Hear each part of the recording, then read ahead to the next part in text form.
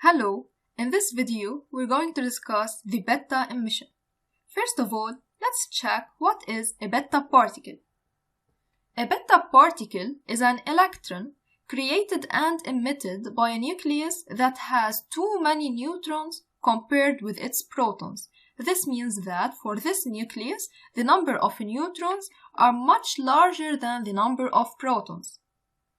So a neutron in the nucleus changes into a proton, and a beta particle, which is an electron, is instantly emitted. The relative mass of a beta particle is effectively 0, and its relative charge is -1. That's why the beta particle is sometimes referred to as an electron.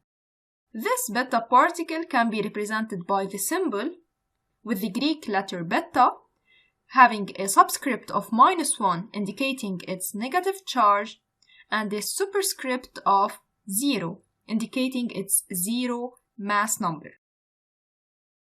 When an unstable nucleus emits a beta particle, the atomic number of the nucleus goes up by 1 and its mass number is unchanged because a neutron changes into a proton.